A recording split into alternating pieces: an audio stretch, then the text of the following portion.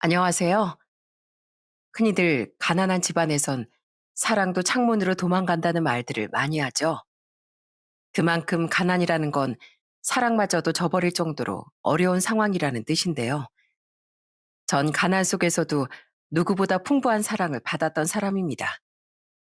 전 현재 신문 기자로 일을 하고 있는 사람입니다. 취재를 하면서 만났던 사람들의 사연을 들을 때면 저마다 울고 웃는 스토리들이 다 있더라고요. 오늘은 제게 어떤 사연이 있었는지 들려드릴게요. 저에게 누구보다 넘치는 사랑을 주신 분은 바로 제 친할아버지세요. 할아버진 절 8살 때부터 키워주셨죠. 제가 할아버지 손에서 자라게 된 이유는 아버지의 갑작스런 사망 때문이었습니다. 7살 때까지만 하더라도 전 어머니 아버지와 함께 행복하게 살았어요. 기억에 남는 게 많진 않지만 7살 때 제 생일 땐 지금도 똑똑히 기억이 나요. 아버지가 어머니 몰래 절 부르시더니 약속을 하나 하셨거든요. 성철아, 아버지가 이번 생일엔 책만 사줘서 미안해. 엄마가 하도 너 책 읽어야 한다고 그러니까 어쩔 수 없었어. 엄마 화나면 무서운 거 알지? 아빠도 못 이겨. 대신에 내년 생일 땐 이 아빠가 꼭 로봇 사줄게.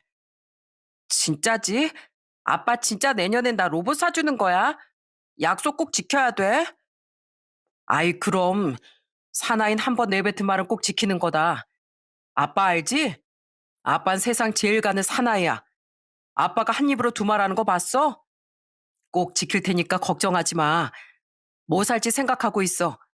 내년엔 2개는 사줄게. 와, 우리 아빠 최고. 그럼 내년에 학교 들어가면 꼭 사주는 거야. 그때 전 아버지의 약속을 굳게 믿었습니다.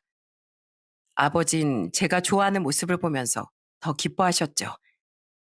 그러던 어느 날 7살 겨울이 지나갈 무렵 저희 집엔 큰 불행이 찾아오고 말았어요. 바로 아버지가 갑작스런 사고로 돌아가시게 된 거였죠.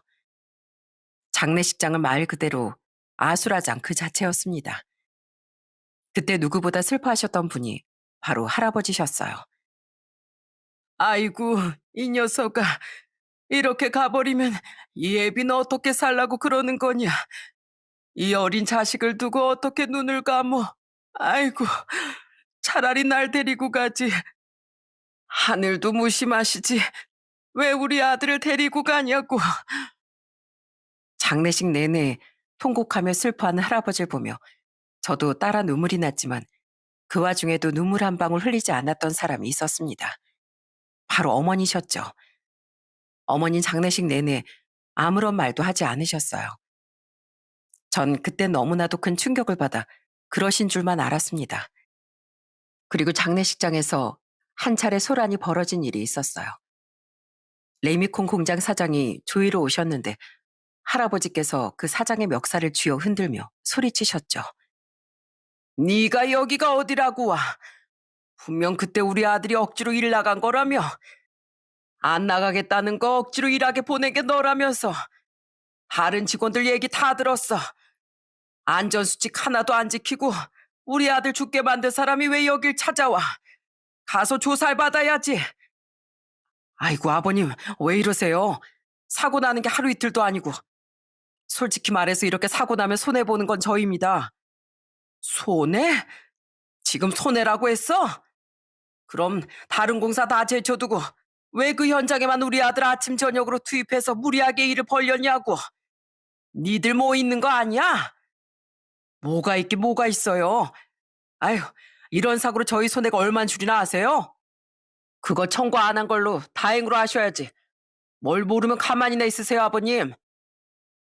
그때 당시 할아버진 레미콘 공장 부정 비리 때문에 사건이 벌어졌다고 생각을 하셨지만 웬일인지 뚜렷한 조사 없이 그저 사고로 아버지의 사건은 마무리가 되었어요. 그때 당신 저를 위해서 나서는 사람들도 없었죠. 제가 어린 시절 겪은 일임에도 불구하고 이날은 두고두고 제 마음속에 남아 있었어요. 아마 그래서 제가 기자가 됐는지도 모르겠네요. 그렇게 아버지를 보내드리고 난 후 며칠 지나지 않고 어머닌 절 할아버지 댁으로 데리고 갔습니다.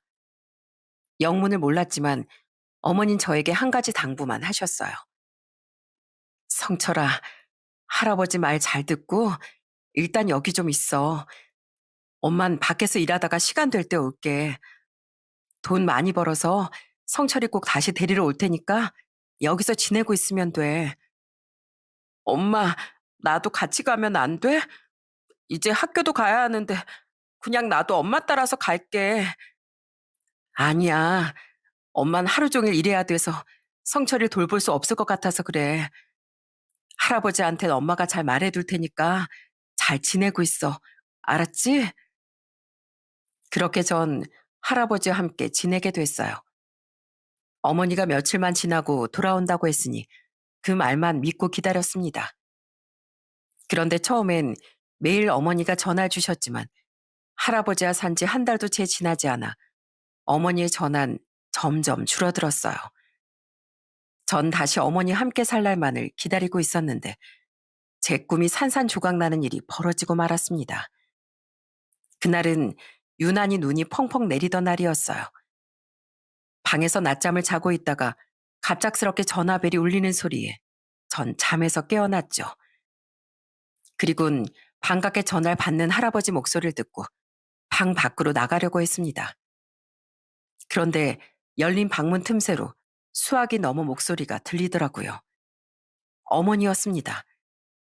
귀가 잘 안 들리셨던 할아버진 수화기 소리를 크게 해놓으셨는데 그날따라 왜 그렇게 목소리가 잘 들리는지 아직도 선명하게 어머니 목소리가 생각이 날 정도예요. 아버님, 저 재혼해요. 성철인 못 데리고 갈 것 같아요. 이 집에선 제가 아들 없는 걸로 알거든요. 성철이한테 잘 얘기해 주세요. 뭐? 혜미야, 너 그게 지금 제정신이냐? 아무리 그래도 자식 버린 애미가 어딨어? 애가 얼마나 엄마를 찾는 줄이나 알고 그런 소리 하는 거야? 재혼하든 말든 그건 네 맘이니까 상관없다만 애는 찾아야지. 어차피 성철이 그쪽 집안 시잖아요. 제가 데리고 갈 필요는 없을 것 같은데요. 잘 키워주세요. 그럼 우리 아들 돈이라도 내놔. 네가 그거 다 가지고 간 거 내가 모를 줄 알고? 레미콘 사장한테 위로금이랍시고 합의한 거 너 아니냐? 당장 그거 가지고 와라. 무슨 돈이요? 제가 무슨 돈이 있다고 그러세요? 아무튼 제 얘긴 다 했으니까 끊겠습니다. 앞으로는 다신 저 찾지 마세요. 그렇게 선명하게 들려오는 어머니의 목소린 제 마음을 콕콕 찔렀습니다. 전화가 끊어지고 전 그제서야 방문을 열고 밖으로 나왔어요. 전 할아버지에게 전화 내용을 들었다고 말을 할 수가 없었습니다. 끊어진 수화기를 그대로 붙잡은 할아버지의 표정은 황망 그 자체였기 때문이었죠. 방문을 나온 절 보고선 이내 표정을 환하게 바꾸시곤 할아버진 전혀 다른 얘기를 꺼내시더라고요. 아이고 성철아 깨났어? 조금만 더 일찍 깼으면 엄마 전화도 받았을걸. 근데 엄마가 일이 좀 많아져서 앞으로 전화하기가 힘들댄다. 해외에 나갈 수도 있대. 돈 많이 벌고 올 테니까 조금만 더 기다려달라고 하는데 괜찮지? 엄마가 그렇게 말해? 아, 괜찮지. 난 할아버지랑 같이 살면 되잖아. 그래, 그래. 이 할아버지가 잘해줄 테니까 할아버지랑 살자. 뭐 먹고 싶은 거 있니? 오늘은 눈도 많이 오고 라면이나 끓여 먹을까? 우리 성철이 라면 좋아하지? 오랜만에 이 할애비가 라면 끓여주마. 우와, 할아버지, 진짜 라면 줄 거야? 건강에 안 좋다고 나한테 한 번도 안 끓여줬잖아. 오늘은 할아버지도 먹고 싶어서 그래. 잔뜩 끓여가지고 맛있게 해 먹자. 눈도 펑펑 내리니까 라면 먹기 딱 좋네. 전 모든 사실을 알면서도 티를 내지 않았어요. 그렇지만 그날 이후로 한 번도 할아버지에게 어머니 얘기를 꺼낸 적은 없답니다. 할아버지도 저도 어머니 얘긴 금기시했죠. 한참 후에 할아버지에게 물어보니 그때서야 모든 사실을 얘기해 주셨어요. 어머닌 아버지가 돌아가신 후 재산과 보험금을 모두 들고 집을 나가셨던 거였어요. 그 어린 시절 절 버렸다는 것만으로도 어머니에 대한 정은 모두 놓아버렸지만 나중에 이 사실까지 알고 나선 더 이상 어머니에 대한 생각도 하지 않게 되었습니다. 할아버지와 생활을 하며 정말 많은 일들이 있었어요. 할아버지 댁은 주택이었는데 집주인이 안채에서 살고 저희는 바깥채에서 사는 구조였죠. 집주인은 50대 아저씨셨고 혼자서 거주를 하셨습니다. 처음 그 집에 들어갔을 때 집주인 아저씨 인상이 아직도 기억에 남네요. 아이고, 네가 할아버지 손주구나. 아주 똘똘하네. 할아버지 말은 잘 들어? 보니까 아주 개구쟁이 같은데. 저 개구쟁이 아니거든요. 저 할아버지 말 얼마나 잘 듣는데요. 아유, 알았다 이 녀석아. 아저씨 앞으로 계속 볼 거거든. 이 아저씨한테 잘 보여야 사탕이라도 하나 받지. 너 사탕 안 좋아해? 아저씨 사탕 엄청 줄 수 있는데. 아저씨는 처음 보는 저에게도 친근하게 대해주셨어요. 종종 아저씨를 마주칠 때면 하는 말들 때문에 이리저리 피해 다녔던 기억도 있답니다. 할아버진 새벽부터 일을 하러 나가셨고 절 위해 아침밥을 항상 차려주셨어요. 투박한 주먹밥이었지만 정성이 가득한 밥이었습니다. 전 초등학교 입학을 하자마자 누구의 도움 없이 혼자 일어나 밥을 먹고 학교에 가야 했어요. 그땐 철이 없어서 할아버지에게 투정을 부리기도 했죠. 할아버지, 아침에 좀 깨워주면 안 돼? 왜 할아버진 일찍 나가? 다른 애들은 다 누가 깨워준대. 나만 맨날 혼자 못 일어나서 지각하잖아.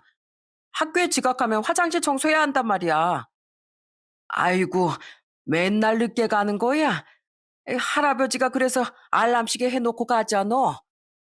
못 일어날 때도 있단 말이야. 할아버지가 좀 깨워주면 되지. 알았어. 할아버지가 알람 시계도 사올 테니까 걱정하지 마라. 할아버지가 이래야 우리 성철이 치킨이라도 사줄 거 아니야. 그러니까 치킨 먹고 싶으면 어쩔 수 없어. 할아버지가 새벽에 일을 나가야 해서. 그러니까 알람 시계 사줄 테니 그만 투정 부려. 가난한 살림에 어떻게든 절 키우기 위해 할아버진 부단히 노력을 하셨어요. 그때 당시 60대셨던 할아버진 온 동네를 돌아다니며 소일거리도 받아서 하셨죠. 그렇게 열심히 일을 하시고 월급을 받을 때면 항상 특별식이라면서 치킨을 사주시곤 하셨어요.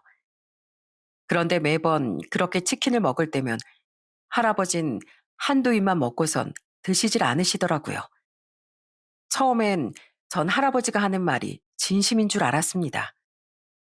할아버지, 왜 안 먹어? 이거 엄청 맛있는데?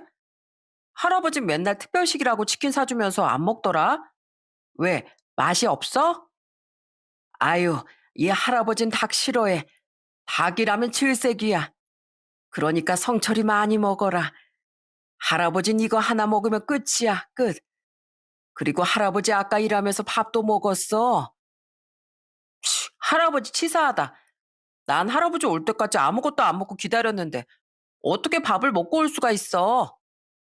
아이고, 미안하다, 우리 성철이. 하도 먹으라고 해가지고 먹을 수밖에 없었지 뭘.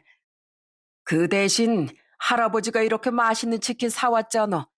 이거 먹고 화 풀어. 알았어. 할아버지 그럼 우리 다음엔 그냥 다른 거 먹어. 할아버지 치킨 싫다면서. 할아버지가 좋아하는 거 먹자. 사실 할아버진 치킨을 싫어하신 게 아니라는 걸 이젠 알아요. 아마 그때 제가 한창 클 때니 저를 위해 양보를 하셨던 거죠. 지금은 그 마음을 알지만 그땐 왜 이렇게 눈치도 없었는지 지금 생각해보면 너무나 죄송할 따름이랍니다. 지금의 제가 이렇게 건강하게 잘 자랄 수 있었던 것도 다 할아버지 덕분이라는 걸 지금은 잘 알고 있지만 그땐 제가 참 철이 없었어요. 그리고 철없는 아이들은 정말 많았죠. 제가 할아버지와 둘이서 산다는 걸 알고 있던 짓궂은 친구들은 절 놀려대곤 했습니다. 야, 너 할아버지랑 둘이서 산다며? 그럼 엄마도 없고 아빠도 없어? 그럼 너 피자는 먹어봤냐? 피자도 안 먹어봤지? 먹어봤어. 내가 왜 피자를 안 먹어봐? 에이, 거짓말하고 있네. 너 거지잖아. 할아버지랑 둘이서 살면서 무슨 피자를 먹어봐. 거짓말하지 마. 뭐? 네가 어떻게 알아? 그리고 나 거지 아니거든? 그날 그 아이와 치고받고 싸우며 결국 코피가 터졌지만 전 화가 풀리지 않았습니다. 일을 마치고 집으로 돌아온 할아버진 엉망이 된 제 얼굴을 보고선 깜짝 놀라셨어요. 그러더니 제가 이유를 말하니까 아무런 말도 없이 절 꼭 안아주셨죠. 성철아, 다른 거 다 괜찮은데 사람을 때리지 말거라. 아무리 화가 나도 사람 때리는 건 아니야. 알았지? 걔가 먼저 날 놀렸단 말이야, 할아버지. 내가 먼저 때린 게 아니라 걔가 먼저 그랬어. 그래, 이 할아버진 성철이 말 믿어. 그렇지만 아무리 화가 나도 때리는 건 안 되는 거야. 성철이 코피 많이 났으니까 오늘은 특별히 초코 우유 사줄까? 정말? 할아버지, 나 오늘 그래도 한 대밖에 안 맞았어. 걘 나보다 훨씬 더 코피 많이 흘렸다? 그래, 알았다. 오늘은 그냥 넘어가지만 다음엔 절대 그러면 안 돼. 그래도 때리면 안 되는 거야. 할아버진 제가 엇나가지 않게 훈육도 아끼지 않고 하셨어요. 어떻게든 절 올바르게 키우기 위해 노력하셨죠. 동네에서도 할아버진 손자를 살뜰하게 챙기며 키우는 할아버지로 유명했죠. 그래서 종종 저희 집으로 먹을 거를 가지고 찾아오는 사람들도 있었습니다. 전 어린 마음에 그런 사람들의 호의가 저희를 불쌍하게 보는 거라고 생각해 기분이 나쁘기도 했어요. 그럴 때면 저도 모르게 툴툴대기도 했죠. 동네 사람들이 여러모로 도움을 줬지만 전 삐뚤어진 마음에 그걸 받아들이지 못했던 것 같아요. 점점 크면서 제 삐뚤어진 마음은 사춘기 반항으로 이어졌죠. 전 학교도 제대로 가지 않고 결석을 할 때가 많았어요.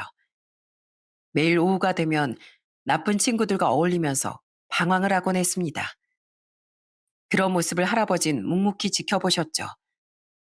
하루는 할아버지가 일찍 일을 마치고 들어오시더니 절 부르곤 뭔가를 지어주셨어요. 성철아, 밖에 나가서 굶지 말고 뭐라도 사 먹고 다녀.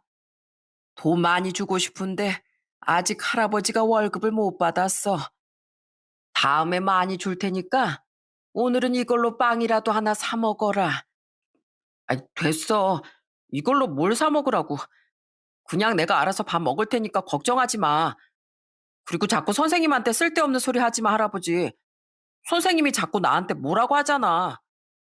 할아버진 성철이가 학교 생활 어떻게 하는지 궁금해서 그러지. 잘하고 있는 거지? 할아버진 성철이 믿는다. 나가서도 자조심하고 건널목 건널 땐 항상 주변 살피고 건너야 되는 거야. 사고 나면 큰일 나. 내가 무슨 애야? 내가 알아서 해. 할아버지나 밥 먹고 자. 나 늦게 들어올 거니까 찾지 마. 그렇게 철이 없었던 전 할아버지의 마음을 모르고 긴 방황을 했습니다. 나쁜 친구들과 오토바이를 타고 다니며 위험한 행동을 하기도 하고 집에 며칠씩 안 들어가기도 했어요. 도저히 안 되겠다 싶으셨는지 할아버지는 저를 앉혀두고 혼을 내시기도 했습니다. 성철아, 제발 정신 좀 차리거라. 그렇게 학교도 안 가고 그러면 어떻게 하니? 학생이 학교를 가야지.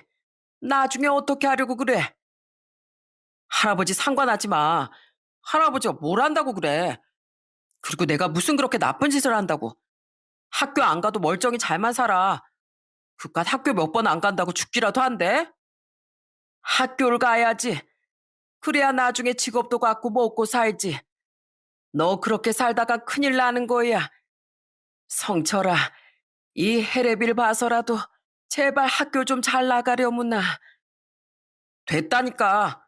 학교 가면 급식비며 다 내야 하는데 차라리 내가 학교 안 가는 게 나아. 할아버지도 나한테 학교 가라고 하지 마. 그땐 철없이 제가 하는 말이 맞다고 생각했습니다. 할아버지 마음이 찢어지는 줄도 모르고 전 마구 막말을 퍼붓기도 했죠. 아마 그때쯤 주인 아저씨랑 몇 번 마주치기 시작했던 것 같아요. 그전까진 주인 아저씨도 일이 바빠서 집에 잘 안 계셨는데 제가 사춘기가 됐을 때부터 자주 집에 계시더라고요. 언젠가 마당에서 무언가를 하시던 주인 아저씨가 나가는 절 불러 세우시곤 뭔가를 가져다 달라고 하셨어요. 퉁명스럽게 가져다 드리니 아저씨는 호탕하게 웃으시며 말을 거셨죠. 야, 이놈아, 넌 할아버지 걱정은 안 하고 또 어딜 나가냐? 밖에 싸돌아 다녀봤자 뭐 없어. 하긴 네 나이 땐 밖에 나가는 게 그저 좋을 때니까. 뭐 어디 가려고? 아저씨가 알아서 뭐 하시게요. 그냥 친구들 만나러 가는 거예요. 이거 드리면 되죠? 꼬맹이 땐 그래도 귀여운 맛이라도 있었는데 다 크니까 이거 아주 반항기가 장난 아니네. 너 나중에 후회하지 말고 할아버지 말씀 잘 들어. 이렇게 하는 거 나도 다 해봐서 알아. 나중에 분명히 후회한다 너. 후회 안 해요. 그리고 제가 할아버지한테 얼마나 잘하는데요. 근데 아저씨 요즘 일 안 나가세요? 맨날 집에 계신 것 같은데? 일 그만뒀어. 이제 앞으로 자주 보겠네. 이 아저씨 잔소리 듣기 싫으면 가만히 집에 붙어 있어.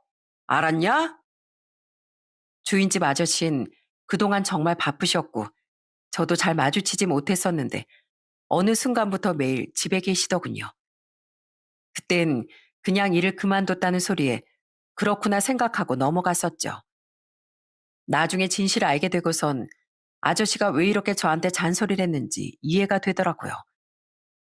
아저씨와 좀 더 친해졌던 계기가 있었는데요. 그날은 휴일이라 학교에도 안 가고 집에서 빈둥빈둥 TV만 보고 있었어요. 그러다가 마당에서 들리는 우당탕 소리에 급하게 나가보게 됐죠. 그런데 마당에서 뒹굴고 있었던 사람은 다름 아닌 주인집 아저씨였어요. 아저씨, 아니, 여기서 뭐 하세요? 미끄러지신 거예요? 뭐 하시다가 미끄러지셨어요? 아이고, 허리야. 야, 성철아, 아저씨 손잡고 일으켜 세워봐. 아이고, 나도 예전 같지가 않네. 자, 아니, 여기 햇빛이 너무 비쳐가지고 그늘막 좀 설치하려다가 미끄러졌어. 마침 잘 됐다. 네가 좀 해봐라. 여기 있지? 저기 저 위에 그늘막 달아놓으면 돼. 제가요? 저 이런 거 못해요. 못하긴 사나이가 못하는 게 어디 있어. 해야지. 봐봐. 여기 올라가서 딱 저기 걸기만 하면 되니까 해봐. 허리 다친 내가 아리? 주인 아저씨의 성화에 전 그늘막을 지붕 위에 거는 작업을 하게 됐어요. 그날 그렇게 그늘막을 다 설치하고 나니 아저씨는 수고했다며 저에게 10,000원 한 장을 쥐어주셨습니다. 아이, 됐어요. 괜찮아요, 아저씨. 그나저나 허리는 괜찮으세요? 너도 이 나이 돼봐라. 잠깐 삐끗해도 잘 낫질 않어. 참, 그리고 이거 받아. 나 대신 네가 설치해줬으니까 주는 거야. 너 다른 데 쓰지 말고 할아버지랑 먹을 국밥 하나 사와. 아, 아니다. 이거 한 장 더 받고 내 것도 좀 같이 포장해서 와라. 네?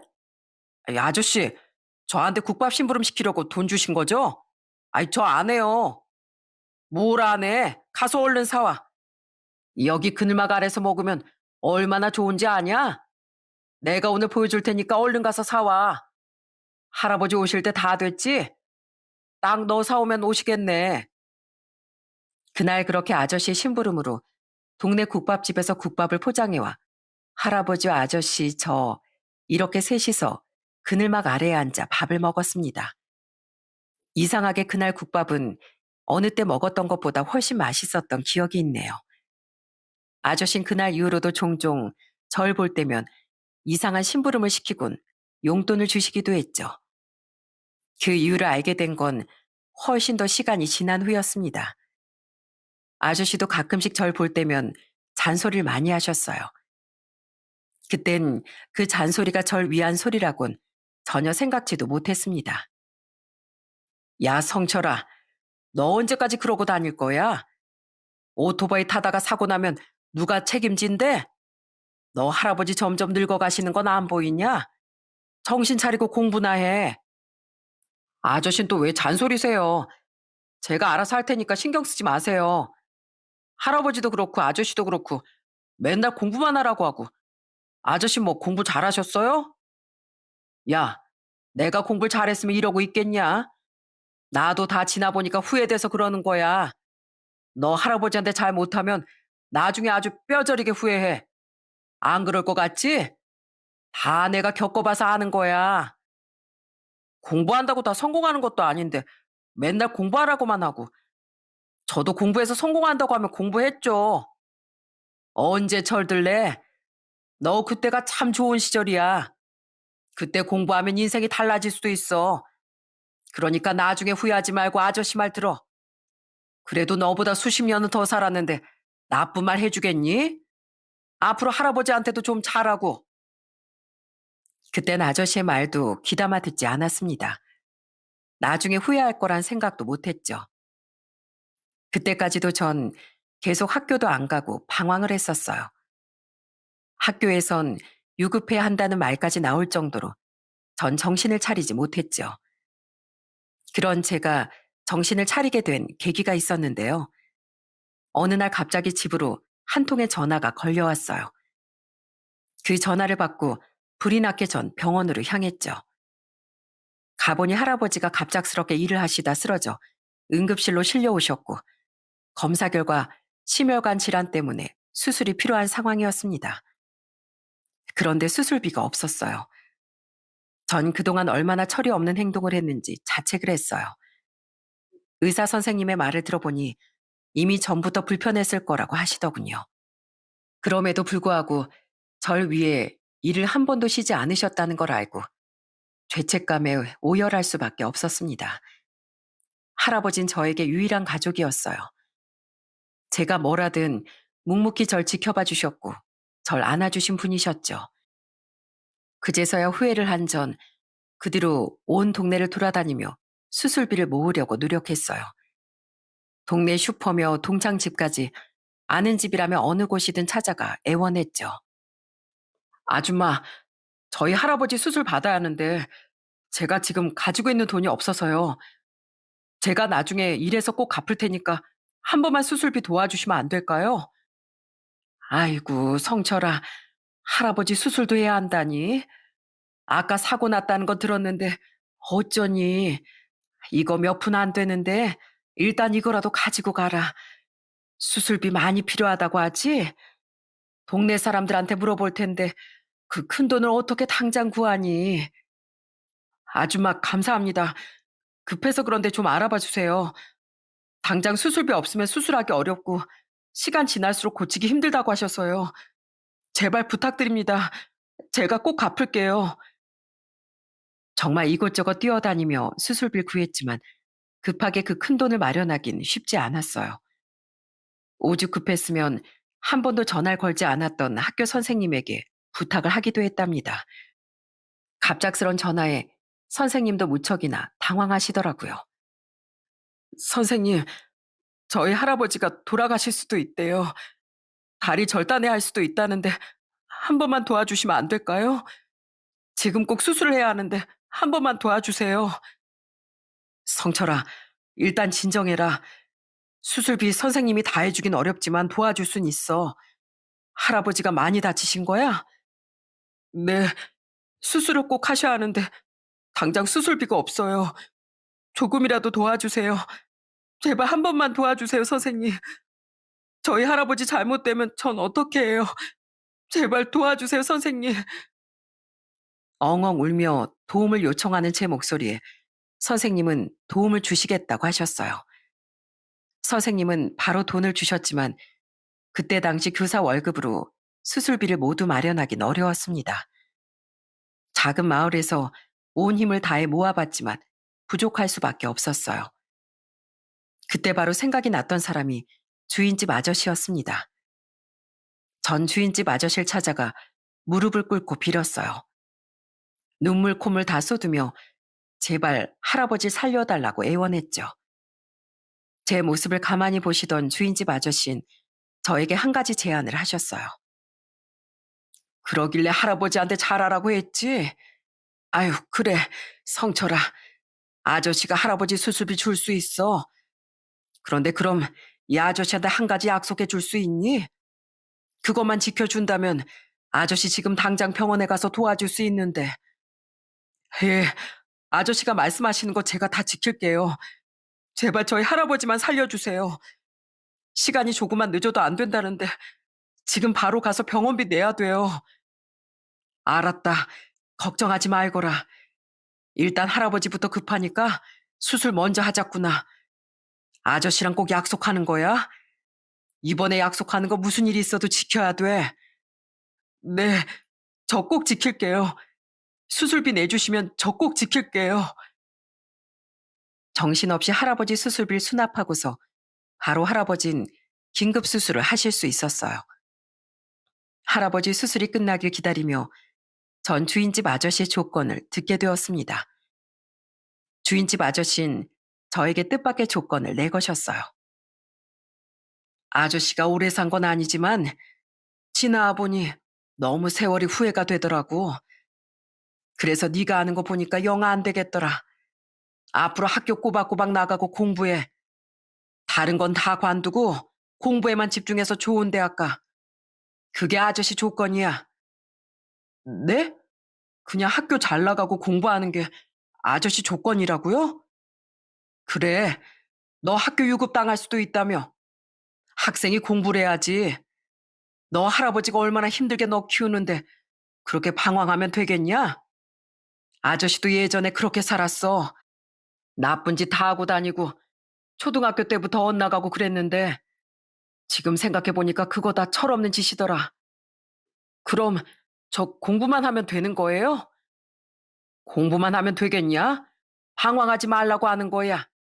아저씨가 너 지켜볼 거야. 나쁜 짓 다신 하지 말고 방황하지 마. 그리고 오토바이 같은 위험한 거 타지 말고 공부를 하란 말이야. 얼마나 약속 잘 지키는지 꼭 지켜볼 거니까 꼭 지켜. 알았지? 이제 오토바이 말고 볼펜을 들어 책을 보란 말이야.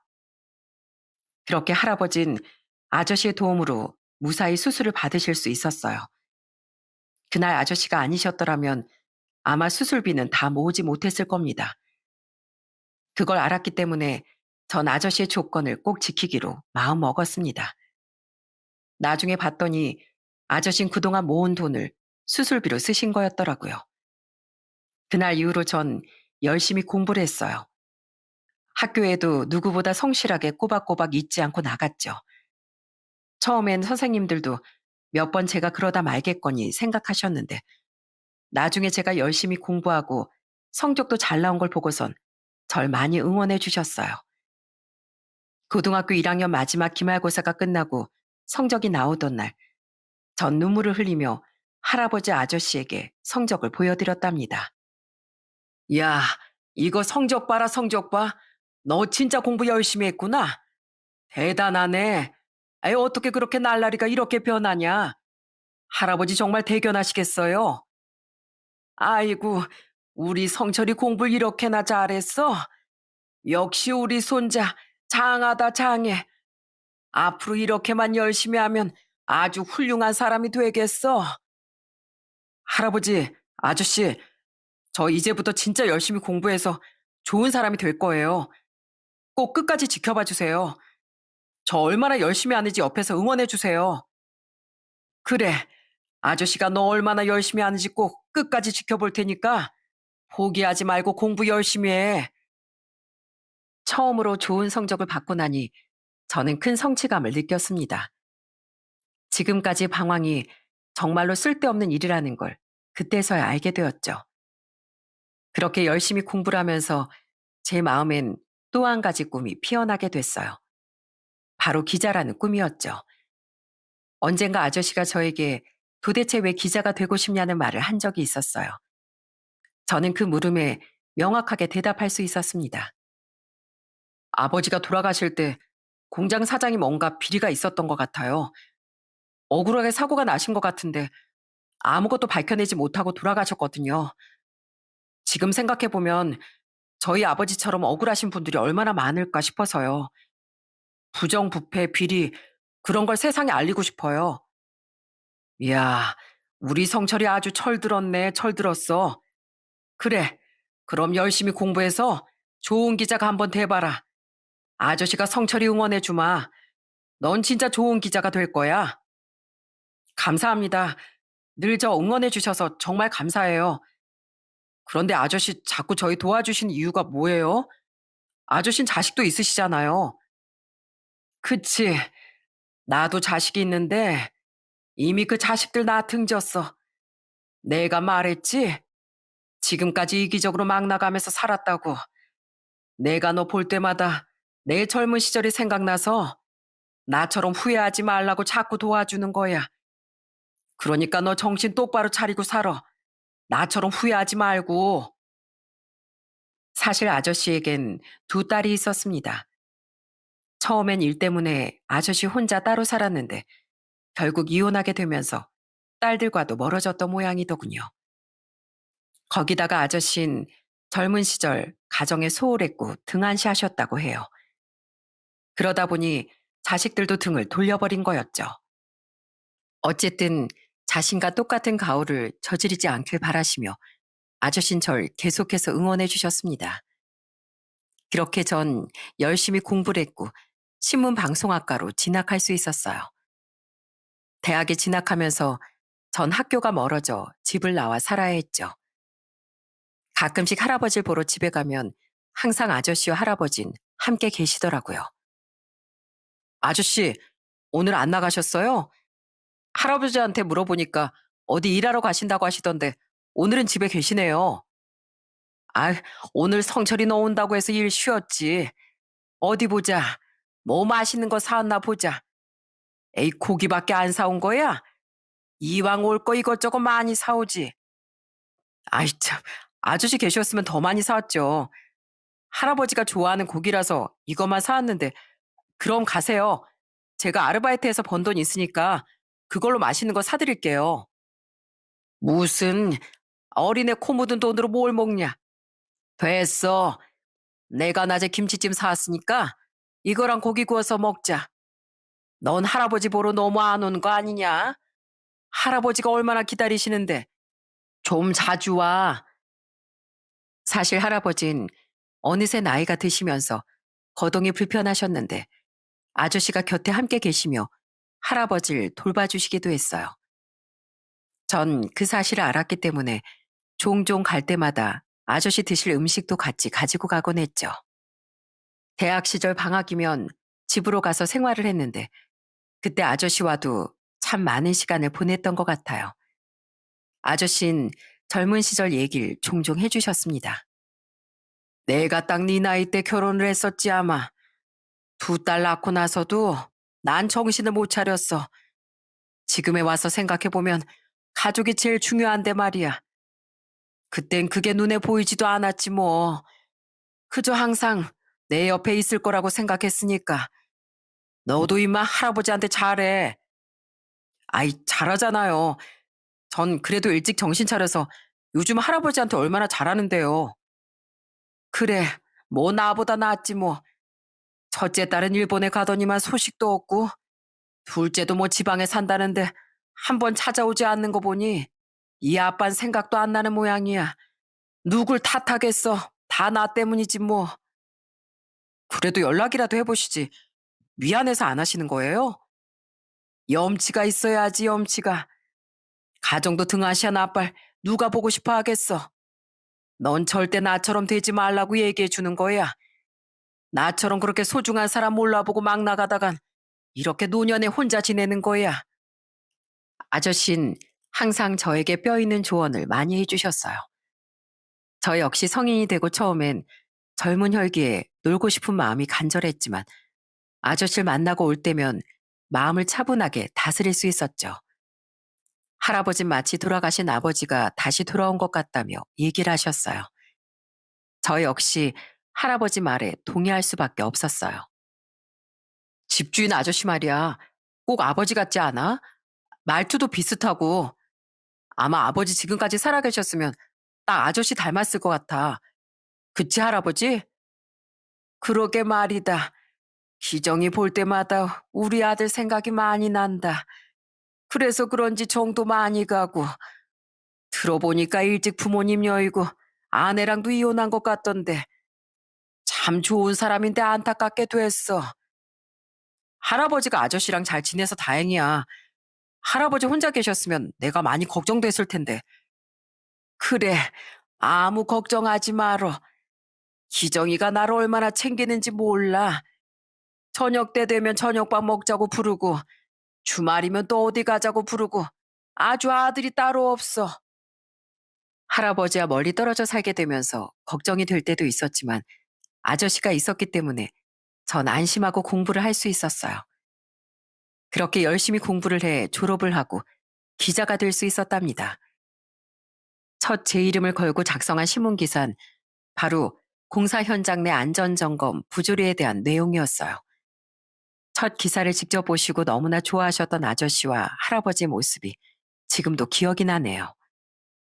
성철이 성공했네. 이렇게 신문에 떡하니 이름 걸고 기사도 나오고 말이야. 내가 사람을 잘 봤어. 성철아, 장하다, 장해. 감사합니다, 아저씨. 이게 다 아저씨 덕분이에요. 할아버지도 잘 돌봐주셔서 감사드려요. 에이, 아이 뭐 이젠 한 가족이나 다름없지. 너야말로 거기서 열심히 일해서 할아버지 생활비나 보내드려. 요즘 나랑 할아버지랑 술 한잔 하면서 얘기하는 재미로 사는 거 알지? 그러니까 넉넉하게 보내드려라. 알겠어요, 아저씨. 걱정하지 마세요. 제가 넉넉히 보낼게요. 그렇게 전 꿈꿔왔던 기자 생활을 시작하게 되었습니다. 첫 기사를 내고 난 후에도 전 열심히 사회 비리 문제를 취재하면서 꾸준히 기사를 냈어요. 그래서 상도 받고 승진하며 좋은 일들도 생겼죠. 그렇게 상황이 잘 풀리기 시작하니 그동안 받았던 도움을 보답해야 되겠다는 생각을 하게 됐습니다. 그렇게 저는 봉사활동을 시작했어요. 저와 비슷한 처지에 있는 아이들을 도와주는 일을 하게 되었죠. 저와 뜻이 맞는 사람들을 모아 봉사활동도 다니며 후원도 하고 비행 청소년들 상담도 꾸준히 했답니다. 제가 봉사를 하고 다닌다는 소식을 듣고서 아저씨 누구보다 기뻐하셨어요. 성철이 너 요즘 좋은 일 한다며? 할아버지가 너 봉사활동도 한다고 얼마나 얘기를 하시던지. 그래, 갑자기 봉사활동은 왜 시작하게 된 거야? 아저씨도 저 힘들 때 도와주셨잖아요. 생각해보니까 저랑 같은 처지에 있는 애들이 많이 있을 것 같더라고요. 그래서 한번 도움을 주고 싶다는 생각을 하고 있었는데 취재하다가 만나게 된 사람들이랑 시작하게 됐어요. 좋은 일 하는구나. 예전에 그 사고만 치던 성철이는 어디 가고 어떻게 이렇게 철든 성철이가 내 앞에 있냐. 아주 그땐 머리 한 대 콱 쥐어박아주고 싶은 애였는데 말이야. 사람이 아주 달라졌어. 아이, 아저씨 무슨 그 옛날 얘기라고 그러세요. 저 이젠 그때랑 완전 달라졌어요. 그때 그 공성철이 아니라니까요. 그렇게 봉사단체에서 활동을 하던 와중에 좋은 사람을 만나게 되었습니다. 아내와 연애를 할 때도 아내는 할아버지 아저씨를 위해 반찬을 만들어 가곤 했어요. 저와 같이 갈 때면 항상 아저씨는 저보고 무슨 복이냐며 농담을 하시곤 했습니다. 삼촌, 이거 드세요. 할아버지 반찬 만들면서 같이 만들었어요. 저번에 들어보니까 나물 좋아하신다고 해서 제가 만들어 봤는데 한번 드셔보세요. 아이고, 이렇게 우리 며느리가 있으니까 내가 아주 든든하네. 고마워. 며느리요? 삼촌 저 며느리로 생각해 주시는 거예요? 아유, 그럼 성철이 내 자식이나 마찬가지인데 당연히 며느리지. 고마워. 나까지 이렇게 챙겨주니까 너무 고마워. 아내는 연애를 할 때도 아저씨를 같이 챙겼어요. 아저씨도 아내를 정말 며느리처럼 살뜰하게 챙겨주셨어요. 결혼식을 할 때 당연히 아저씨도 저희 가족으로 초대를 하고 같이 사진도 찍었죠. 성철아 축하한다. 이제 드디어 가장이 되는구나. 가장의 무게를 잘 견디고 가정을 화목하게 잘 이끌어 가야 돼. 알지? 아저씨가 한번 해보니까 네가 중심을 잘 잡고 이끌어 가야 되는 거더라. 네, 명심하겠습니다. 아내랑 사이좋게 잘 지내면서 행복하게 살게요. 그래, 할아버진 걱정하지 말고 이젠 할아버지 내가 잘 모시고 살 테니까. 요즘 할아버지가 안 계시면 내 마음이 불안해. 그러니까 걱정 하나도 할 필요가 없어. 걱정 하나도 안 해요. 아저씨도 건강 잘 챙기세요. 종종 제가 찾아뵐 테니까 제 걱정은 하지 마시고 오래오래 행복하게 건강하게 지내세요. 그러던 와중에 한 통의 전화를 받게 되었어요. 소식을 듣고 달려간 곳은 바로 병원이었습니다. 병실엔 누구보다 호탕하던 아저씨가 누워 계시더군요. 아저씨 심장 질환으로 병원에 입원을 하셨어요. 수술이 필요한 상황이었죠. 문제는 아저씨 가족 누구도 병원비를 줄 수 없다는 것이었습니다.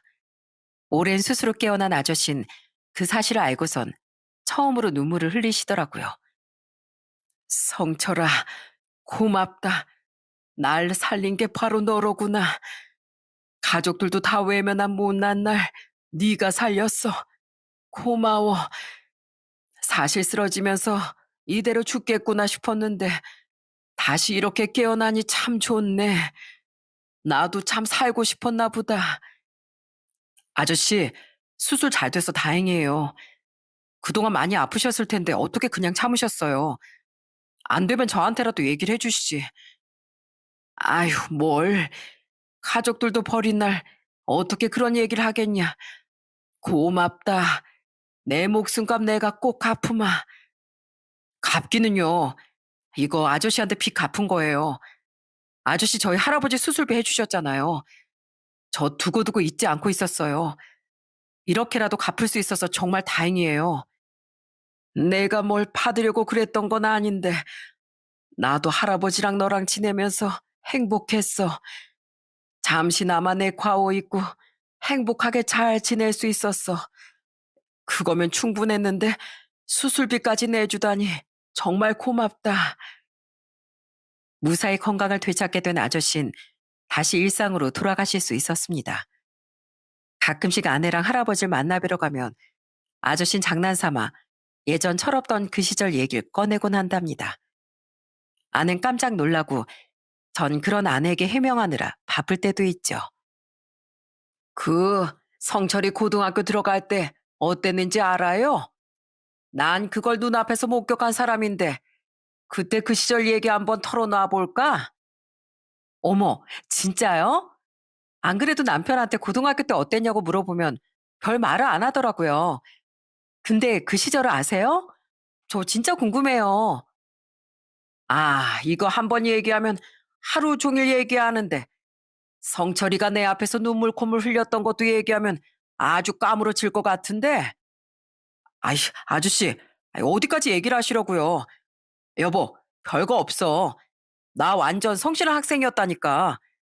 내가 고등학교 때 성적도 보여줬잖아. 불량 학생 절대 아니라고. 이젠 할아버지도 90세 연세를 바라보고 계시고 아저씨도 70세가 되셨어요. 예전에 그 건장하고 든든했던 아저씨가 이젠 많이 나이가 드셨더라고요. 그땐 저에겐 커다란 산과도 같았는데 이제 많이 변하셨죠. 이젠 가족이나 다름없답니다. 명절 때마다 용돈도 챙겨드리고 같이 저녁도 먹으며 시간을 보내곤 한답니다. 아저씨, 이거요. 와이프가 아저씨 좋아하시는 반찬 잔뜩 해왔어요. 저번처럼 막 아무거나 드시지 말고 반찬 좀 챙겨 드세요. 귀찮아도 밥 해서 드시고요. 아이고, 역시 우리 며느리. 내 입맛 아는 건 우리 며느리밖에 없다니까. 이 성철이 이놈은 내가 뭘 좋아하는지도 몰라. 아유, 제가 뭘 몰라요. 아저씨 좋아하는 거 제가 제일 잘하는데. 그래, 그래. 내가 아주 복 받았네. 복 받았어. 잘 먹으마. 다음 명절에도 올 거지? 그땐 내가 운동 열심히 해서 한 잔 해야지. 무한한 사랑을 주신 할아버지뿐만 아니라 끝까지 절 믿어주신 아저씨 덕분에 못난 전 이렇게 잘 성장할 수 있었습니다. 결혼을 하고 나서도 지금도 저와 같은 환경에 있는 어린 아이들에게 후원을 하고 있어요. 그 아이들도 저의 후원에 힘입어 좀 더 건강하고 밝게 자랐으면 하는 마음입니다. 가끔씩 힘들 때면 가만히 눈을 감고 어려웠던 그 시절을 떠올릴 때가 있어요. 생각해보면 그땐 절 도와주는 사람이 아무도 없다고 느꼈지만 지금에 와선 항상 제 곁엔 도움을 주는 누군가가 있었더라고요. 할아버지, 아저씨뿐만 아니라 선생님, 동네 사람들 모두 저에게 관심과 사랑을 주셨죠. 그 사랑을 잊지 않고 보답하고자 앞으로도 열심히 누군가에게 힘을 주기 위해 노력하려고 합니다. 제 이야기는 여기서 끝이랍니다. 엎친 데 덮친 격이라고 나쁜 일은 연달아 생긴다는 말이 있죠. 물론 나쁜 일이 자꾸만 생길 수도 있지만 밤이 있다면 또 아침이 돌아오듯이 행복은 또다시 찾아온다는 걸 여러분들도 잊지 않으시길 바랍니다. 힘든 시기 잘 버티셔서 여러분들에게 꽃 피우는 날이 오시길 기원합니다. 들어주셔서 감사합니다.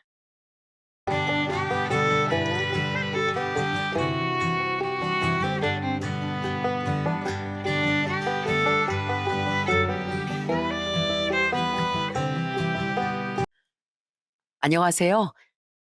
멋진 아내 덕에 속이 후련해졌던 40대 남자입니다. 제가 태어나서 한 일 중 가장 잘한 일이 뭐냐고 누군가 묻는다면 저는 주저없이 대답할 수 있어요. 그건 바로 제 아내를 만나 결혼한 거라고요. 제 아내는 제가 아는 사람 중 가장 멋지고 정의로운 사람이거든요. 그리고 그런 아내 덕에 10년, 아니 몇십 년 묵은 제 채증이 내려간 적도 있었는데요. 그때 이야기와 더불어 제가 살아온 이야기를 지금부터 한번 해보려고 합니다. 제가 글솜씨가 좀 부족해도 부디 내 친구 혹은 내 자식 친구의 이야기다 생각하시고 너그럽게 들어주셨으면 좋겠어요. 저는 아주 많이 가난한 가정에서 자랐습니다. 제가 어릴 적만 해도 어머니처럼 아버지 또한 다정한 분이셨어요. 우리 아들, 딸, 오늘도 잘 놀고 있었어? 아버지가 일하는 내내 얼마나 보고 싶었는지 몰라. 아버지 볼에 뽀뽀. 공사 현장 일을 하던 아버진 집에 돌아오면 저와 여동생부터 번쩍 끌어안고 나셨어요. 집에서 우리를 돌보며 남의 집 허드렛 일을 하셨던 어머닌 그런 우리를 보곤 행복하게 웃으셨죠. 이렇듯 우린 비록 가난하지만 행복한 가족이었어요. 하지만 제가 10살이 됐던 해부터 저희 집엔 어둠이 닥쳐왔습니다. 내 인생은 이제 다 끝이야. 어둠은 아버지께 일어난 사고로부터 흘러들어왔어요. 공사장에서 일어난 사고로 인해 아버진 한쪽 다리를 평생 절어야 하는 장애를 얻으셨습니다. 그리고 그때부터 좌절에 휩싸인 아버진 집에 틀어박혀 술만 마시고 어머니가 말리기라도 하면 심한 욕까지 서슴지 않으셨어요. 그 불행한 사고는 아버지를 완전히 다른 사람처럼 바꿔놓았던 거예요. 내놔, 술. 평생 내가 벌어다 준 돈으로 편하게 살았으면 이젠 당신 날 책임져야 할 거 아니야? 누가 책임 안 진대요? 이젠 내가 당신 대신 당신이랑 우리 애들 먹여 살리려고 식당 나가서 열심히 돈 벌고 있잖아요. 책임을 안 진다는 게 아니라 술 좀 그만 마시라는 거예요. 이러다 당신 건강 상해요. 건강이야 도망가든 말든 마음대로 하라지. 지금 나한테 필요한 건 밥이 아니라 술이야. 어떻게 이 빌어먹을 세상은 나한테만 이렇게 잔인한 거야. 내 홀어머니는 형만 챙긴답시고 어린 날 중학교도 보내지 않고 일만 시켰어. 그렇게 돌아가시기 전까지 난 돈 벌어오는 기계 취급하다가 정작 쥐꼬리만한 유산에 집안 세간살이까지 전부 형한테만 주고 가셨다고. 그래도 난 세상을 원망 않고 당신과 애들을 위해서 열심히 살았어. 근데 이게 뭐야? 결국 나한테 남은 건 가난과 장애뿐이야. 그런데 내가 술 없이 어떻게 견딜 수 있겠어? 아버지가 불쌍했지만 그로 인해 힘들어하는 어머니를 보면 아버지가 원망스럽기도 했습니다. 어머니가 적은 여자 혼자 벌이로 가족을 부양하는 일은 많이 고됐습니다. 때문에 저희 집 형편은 날이 갈수록 기울었고 저와 동생은 아주 궁핍한 어린 시절을 보내야 했죠. 학교에 도시락을 싸갈 돈조차 없어 저와 동생은 물로 배를 채우는 날도 부지기수였어요. 강기명은 거지래요, 거지래요. 나 거지 아니야. 그냥 배가 안 고파서 밥 안 먹는 거야. 때문에 전 친구들에게 놀림도 많이 받았습니다. 어린 마음에 자존심을 세우며 절 노리는 친구들을 때려 눕히기도 했고, 동생을 놀리는 애들을 혼쭐 내주기도 했죠. 그래도 마음도 몸처럼 단련이 되는 거더군요. 잦은 놀림을 받으며 살다 보니 그것도 나름대로 적응이 되고 무뎌지더라고요. 때문에 전 나중엔 누가 놀려도 한 귀로 듣고 흘릴 정도로 마음이 굳건해졌어요. 김영아, 너 씨름부에 한번 들어가 볼래? 선생님이 보기에 넌 재능이 있어. 네? 근데 저희 집엔 돈이 없는데요. 저는 중학교에 올라가며 씨름부에 들어갔습니다. 잘 먹지 못해 마른 편이었는데도 타고난 운동신경이 있었는지 국민학교 때 선생님이 절 씨름부가 있는 중학교에 추천해 주셨거든요. 전 이렇게 찢어지게 가난한 집 자식인 제가 운동을 할 수 있을까 싶었어요. 하지만 재능이 있으면 단체에서 후원도 해주고 무엇보다 식사를 잘 챙겨준다는 말에 덥석 씨름을 시작하게 된 겁니다. 하나라도 입을 덜면 제 동생이 적어도 도시락을 못 사갈 날은 없어지겠다 싶었거든요.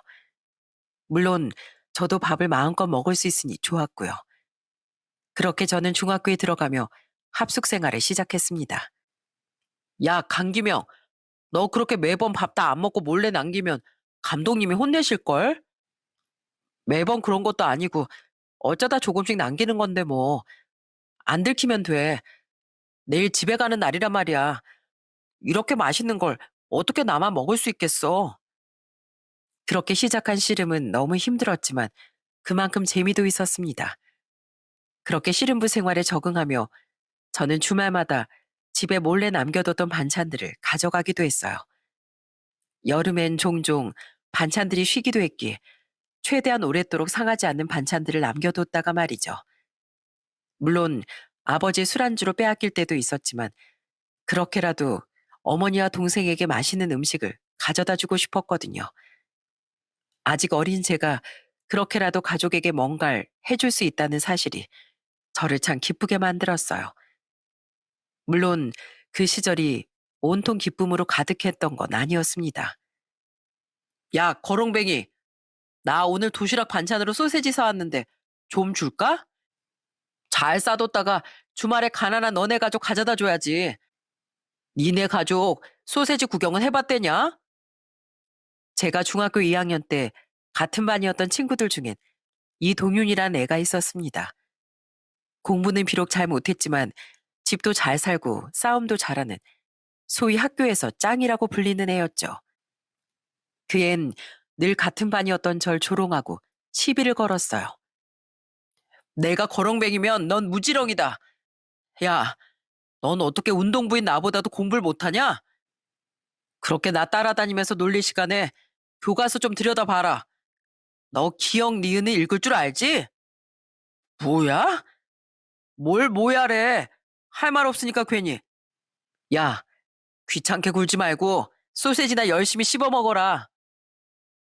물론 그때마다 저는 지지 않고 받아쳐 줬습니다. 그 애가 유독 저에게만 더 시비를 걸게 된 건 계기가 있었어요. 거들먹거리고 다니기 좋아하던 그 앤 학기 초에 제게 씨름을 하자고 졸라댔었어요.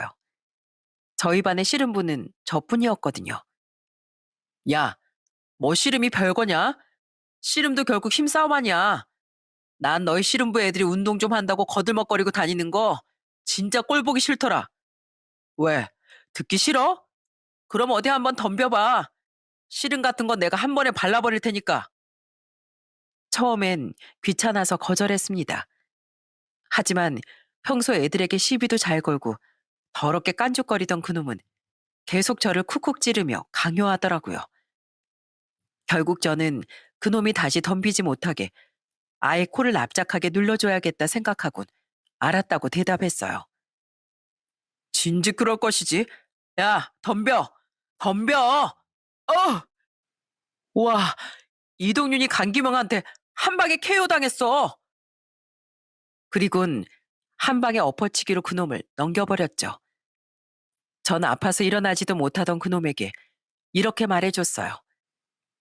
네가 평소에 우쭐대고 거들먹거리고 다니는 건 내가 상관 안 하는데 나 건드리지 마라. 가뜩이나 훈련 받느라 피곤하니까. 그러면 저를 더 귀찮게 하지 않겠다 생각했건만 아니더군요. 그 뒤로 그놈은 포기하지 않고 오히려 집중적으로 절 놀리고 무시하기 시작한 거예요. 주먹이 울었지만 운동부였던 전 사고를 치면 안 됐었어요. 때문에 차마 주먹을 날리지 못하고 그놈과 똑같이 맞받아쳐 준 거죠. 어차피 그래봤자 그놈이 제게 덤비지 못할 걸 알았거든요. 그놈은 매번 다른 노는 애들을 우르르 몰고 다니면서 뻐겼지만 1대1로 붙으면 제가 이길 거라는 건 걔도 알고 저도 알고 있었으니까요. 야, 거지. 너 왜 오늘따라 생긴 게 더 우중충하냐? 너네 집 드디어 쓰러졌냐? 저 자식은 어째 날이 갈수록 생긴 게 마음에 안 들어. 너 생긴 건 내 마음에 들겠냐? 넌 오늘따라 내가 그래 보이나 본데 네 얼굴은 매일 우중충 그 자체야. 아무리 네가 정신승리 해봐라. 그래봤자 내가 거짓말에 끄떡이나 하겠냐? 이 구질구질한 놈아. 여태 끄떡했으니까 내가 무슨 말만 하면 발끈했던 거 아니야? 그리고 이동윤 너 나 사랑하냐? 난 너한테 아무 관심도 없는데 왜 자꾸 날 따라다니면서 시빌 걸어? 난 여자가 좋아 임마. 미안한데 난 네 마음 못 받아주니까 마음 접어라. 뭐야? 이게 진짜? 너 진짜 나한테 다시 한번 혼나볼래? 내 뒤에 내 친구들 안 보여? 그때 나한테 혼난 건 너 아니냐? 그리고 넌 네 친구들 아니면 나한테 덤비지도 못하잖아. 어디 다시 망신 한번 당하게 해줘? 그놈은 지겹게도 중학교를 졸업할 때까지 저를 못 살게 굴었습니다. 그쯤 되니 아무리 똑같이 받아친다고 해도 저도 정말 진절머리가 나더라고요. 아마 그놈은 제게 한 방에 당한 일이 꽤나 자존심이 상했었나 봐요. 그래도 중학교를 졸업해서까지 악연이던 그놈을 볼 일은 없었습니다. 왜냐하면 저는 결국 씨름을 그만두고 고등학교 진학도 포기해야 했거든요. 아이고, 내가 못 살아. 그러게 내가 술 좀 작작 마시라고 했어요? 안 했어요? 매일 술만 마시던 아버진 결국 간암에 걸리셨습니다. 암은 침묵의 병이라더니 이미 건강에 이상을 느낀 아버지를 어머니가 병원에 모셔갔을 땐 아버지의 암은 3기까지 진행된 후였죠. 가뜩이나 어려운 형편이었던 저희 집엔 이제 아버지의 병원비까지 필요해진 거예요. 아무리 미운 아버지라고 해도 우선은 살려야 했기에 저는 고등학교 진학을 포기하고 중국집 배달원으로 취업했습니다. 미안하구나, 김영아. 엄마가 자식들한테만은 이렇게 일찍 짐을 지워주고 싶지 않았는데. 아니에요, 어머니. 어차피 전 씨름도 공부에도 별로 흥미가 없었어요. 그리고 우선 아버지부터 살려야죠. 너무 미안해하지 마세요. 그때 어머닌 정말 많이 가슴 아파하셨어요. 그리고 그때 착한 제 동생 또한 학교를 그만두고 돈을 벌겠다고 난리였는데 저는 그런 동생을 크게 혼냈습니다. 이제 중학교 2학년인 네가 학교 그만두면 무슨 일 하려고. 잔말 말고 오빠가 너 하나는 책임질 수 있으니까 고등학교도 마치고 공부 열심히 해서 대학도 갈 수 있으면 가. 오빠처럼 고등학교 안 간다는 소리 하기만 해봐. 나에 이어서 공부도 잘하는 너까지 학업을 포기하면 어머니 마음이 얼마나 찢어지시겠어. 또 한 번 그런 소리 하면 오빠한테 혼난다. 저는 동생 많은 저처럼 되게 하고 싶지 않아 열심히 돈을 벌어 집에 돈을 보탰습니다. 사람은 목숨이 희미해질 때가 되고 나서야 변한다는 말이 있죠. 그렇게 어머니와 우리 남매가 애원해도 변하지 않던 아버진 상태가 점점 악화되어 돌아가실 때가 돼서야 예전 모습을 되찾으시더군요. 아버진 과거를 뼈저리게 후회하며 가족에게 미안해하셨어요. "으, 아무리 장애를 입게 됐어도 사실 내가 돈을 벌려면 할 수 있는 일은 많았을 거다. 근데 내가 내 괴로움에만 빠져서 결국 가족 모두를 불행으로 밀어넣었구나. 김영아, 이 아버지가 너무 미안하다. 난 남들처럼 학업을 못 마친 게 천추의 한이었는데 그런 내가 내 아들을 나랑 똑같은 길로 밀어넣었구나. 내가 인생을 잘못 살았다. 내가 너무 책임감 없는 가장이었어. 특히 아버진 학업을 포기한 제게 크나큰 죄책감을 느끼셨습니다. 아버진 3년의 투병 끝에 결국 세상을 떠나셨어요. 그리고 마지막으로 의식이 있던 순간까지도 제게 미안하다는 말을 멈추지 못하셨죠. 그렇게 아버지가 돌아가신 후 어머닌 제게 진지하게 검정고시를 권하시더군요. 이 엄마가 진즉 널 더 공부시키고 싶었는데 이제야 이런 말을 해줘서 미안하다. 그래도 김영아, 이젠 들어갈 네 아버지 병원비도 없으니 너도 한결 부담 내려놓고 다시 공부해봐. 적어도 검정고시로 고등학교 졸업장은 따야 하지 않겠니? 운동이야 이미 포기했다 쳐도 공부는 다시 시작해 볼 수 있잖아. 어차피 더 재능 있는 친구들을 보며 씨름 선수로서의 미래는 진즉 포기했습니다. 하지만 사실 저도 학업에 대한 욕심은 있었기에 저는 일을 하며 틈틈이 검정고시 공부를 하기 시작했어요. 솔직히 중학생 때도 운동만 했지 공부는 거의 손에서 났었기에 그 과정이 순조롭진 않더군요. 하지만 동생이 열과 성을 다해 저를 도와주더라고요. 오빠, 오빠니 동생만 믿어. 이렇게 공부 잘하는 동생이 있는데 뭐가 걱정이야. 내가 꼭 책임지고 오빠 시험 통과하게 해줄게. 그 덕에 전 저보다 2살 어린 동생이 고등학교를 졸업한 해 함께 고등학교 졸업 학력을 취득할 수 있었어요. 한편 성인이 된 후 저는 중국집 배달을 그만두고 공장으로 일터를 옮겨 여전히 열심히 일을 했어요. 그렇게 집에 돈을 보태다 동생이 서울로 대학을 간 후엔 동생의 학비를 책임지고 한 번씩 용돈도 보내줬죠. 착한 동생은 제게 많이 미안해했지만 저는 이게 장남된 도리이고 책임이라고 생각했어요. 오빠, 나도 아르바이트도 하고 과외도 하고 있어. 그러니까 나 돈 보내주지 마. 괜히 돈 아낀다고 끼니 대충 때우지 말고 그 돈으로 친구들이랑 한 번씩 맛있는 것도 사 먹고 다녀. 공부만 한다고 대학 생활을 다 누리는 게 아니잖아. 하지만 그렇다고 제가 제 인생을 포기했던 건 아닙니다. 저는 나이 26살 때부턴 일을 하며 사이버 대학도 다니기 시작했어요. 동생이 대학을 졸업한 후 이젠 학비 걱정이 없으니 저도 공부에 더욱 욕심을 낸 거죠. 당시 작지만 자신의 식당을 차려 운영하고 계셨던 어머니는 제 학비에 돈을 보태주기도 하셨어요. 비록 사이버라곤 해도 오래도록 꿈꿔왔던 대학 공부는 제게 크나큰 즐거움을 안겨줬습니다. 우와, 진짜 여기가 이제 우리 집이에요? 그래, 우리 집이야. 고마워, 우리 아들, 딸. 너희 둘이 돈을 보태주지 않았다면 어떻게 이런 집을 마련할 수 있었겠니? 특히 김영아, 엄마가 늘 고맙고 미안하다. 서울의 나름 큰 직장에 취업한 동생은 그때부터 한 번도 거르지 않고 집에 돈을 보탰습니다.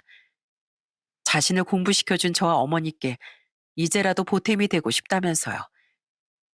우리 세 식구는 그렇게 다 같이 돈을 모아 작지만 자가도 마련할 수 있었어요.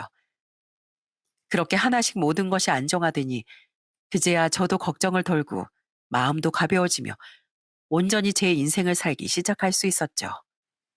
축하한다, 우리 아들. 그렇게 고생하던 와중에도 하나씩 성취해가는 네가 이애미 너무 자랑스럽구나. 축하해, 오빠. 난 좋은 대학 나와서 좋은 직장 다니고 있는 나보다 오빠가 훨씬 대단한 사람이라고 생각해. 이건 진짜 인간 승리야. 집을 사기 몇 해 전 사이버 대학을 졸업한 전 이직에 성공했습니다. 비록 큰 회사는 아니었어도 이전의 경력과 대학 전공까지 살릴 수 있던 저희 지역 운송회사에 물류관리직으로 취업한 거죠. 연봉은 전과 비슷했지만 앞으로 더 성장하고 승진도 노려볼 수 있다는 점에서 훨씬 미래지향적인 자리였어요. 그 뒤 열심히 가족끼리 돈을 모아 집을 마련하고 또 이후엔 이제 제 앞으로 돈을 모으며 승진에만 목매고 바쁘게 살다 보니 어느덧 제 나이가 38이나 됐더군요. 사장님 안녕하세요. 오랜만에 사장님 짜장면이 먹고 싶어서 왔어요. 제가 너무 오랜만에 왔죠? 그동안 잘 지내셨어요? 어느 날 전 오랜만에 10대 시절에 일하던 중국집을 찾아갔습니다. 그곳 사장님이 너무 좋은 분이셨기에 배달 일을 그만두고 나서도 한 번씩 찾아뵙곤 했었거든요. 어린 절 채용해 주겠다는 곳이 없던 그 시절에 저를 딱하게 여기고 일을 시켜준 고마운 분이었으니까요. 물론 사는 게 바쁘다 보니 해가 갈수록 자주 찾아뵙지 못했고 그날도 무려 2년 만에 사장님께 얼굴을 비춘 거였어요. 그때 사장님은 제게 짜장면을 내어주며 평소처럼 잔소리를 하시더라고요. 이놈아, 넌 아직도 장가 못 갔냐?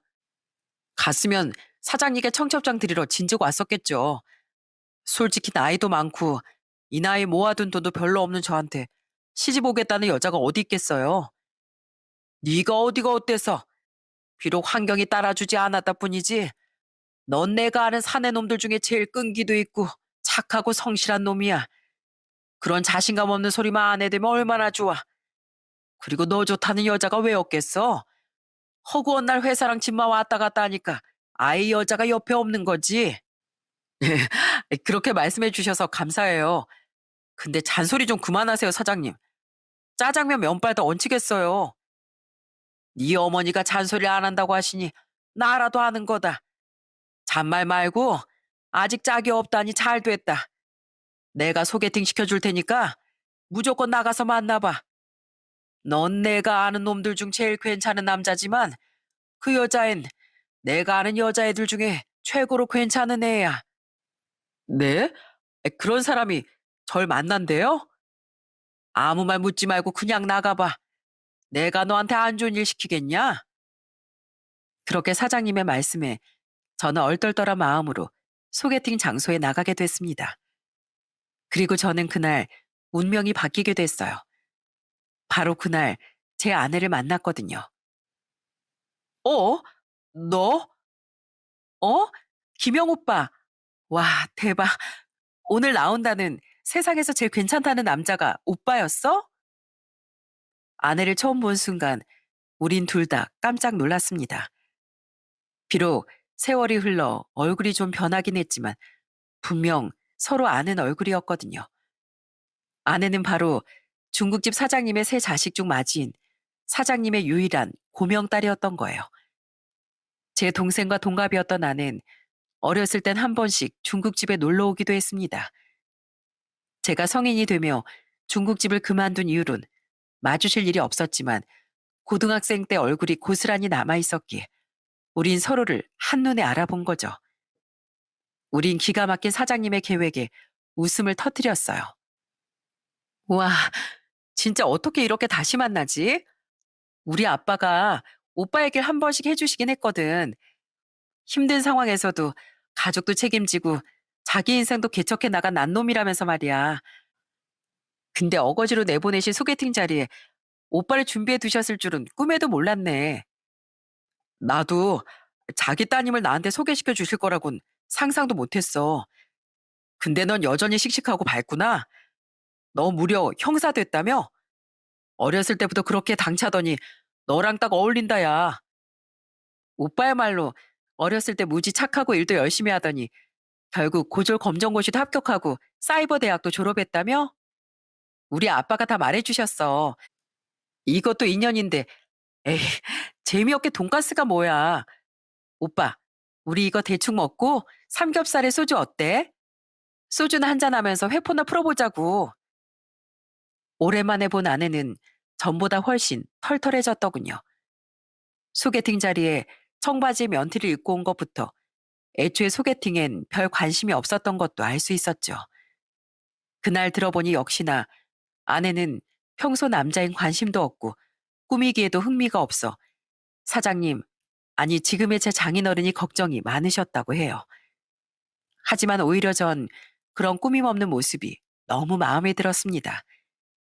아내 또한 제가 마음에 들었는지 우린 얼마 지나지 않아 연애를 시작하게 됐어요.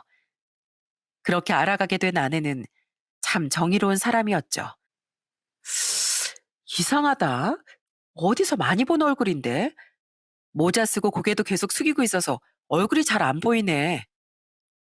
또한 아내는 직업의식도 투철하고 불의를 보면 참지 못하기도 했습니다. 한 번은 아내가 쉬는 날 함께 식당에서 밥을 먹고 있는데 아내가 자꾸 건너편 테이블을 보면서 고개를 갸웃거리더군요. 왜, 아는 사람 같아?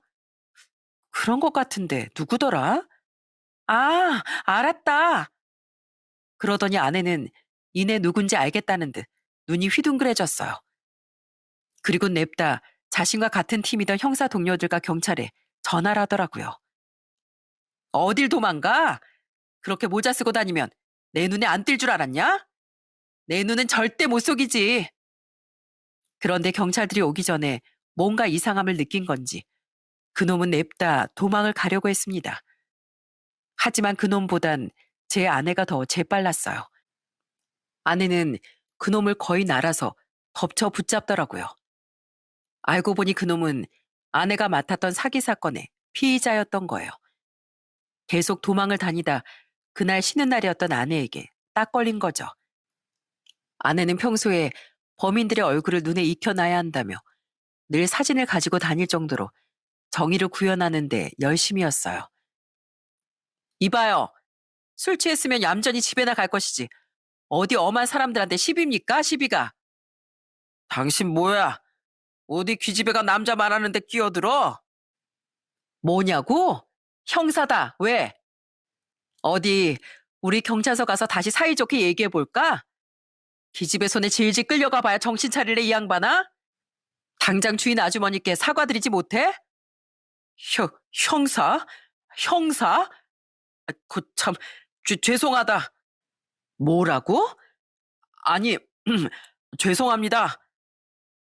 아내는 무고한 시민이 피해를 입고 있으면 절대 그냥 두고 보지 못하고 끼어들어 상황을 정리하거나 사과를 받아내곤 했습니다. 이렇게만 보면 아내가 거칠기만 한 사람 같지만 속은 누구보다도 따뜻한 사람이었어요. 또한 제가 살아온 인생을 진심으로 멋지다고 얘기해주고 힘겨운 삶을 살아낸 저희 어머니께 존경을 표해주던 고마운 사람이기도 했죠. 어머님, 예비 며느리 왔습니다. 아이 참, 맛있는 거 사드린다고 밥 해놓지 마시라니까 왜 힘들게 음식을 차려놓으셨어요. 우리 귀한 예비 며느님 오는데 당연히 내가 차려줘야지. 범인 잡는 일 하느라 고생이 많지. 자, 내가 삼계탕 끓여놨으니까 많이 먹고 가. 우와, 삼계탕 완전 맛있겠다. 에이, 감사해서 안 되겠네요. 제가 이건 안 알려드리려고 했는데 어머님이 그렇게 알고 싶어 하던 제 고스톱 비법 오늘 특별히 전수해드리고 갈게요. 그걸로 동네 아주머니들 판돈 싹 쓸어오셔야 돼요. 어머, 정말? 역시 너밖에 없다. 우리 며느리 짱이다 아주. 아내는 자기만의 방식으로 저희 어머니께 잘해드리려고 노력했습니다. 때론 예의 있게, 때론 친자식처럼 살갑게 어머니께 그렇게 다가가려고 노력하던 아내, 저희 어머니도 제 동생도 정말 많이 좋아했죠. 저 또한 아내와 저를 이어준 장인어른과 장모님을 결혼 전부터 종종 찾아뵙고 챙겨드렸어요. 역시 아주 잘 어울리는 한 쌍이야. 내가 아주 천생연분을 엮어줬어. 그러게요, 여보.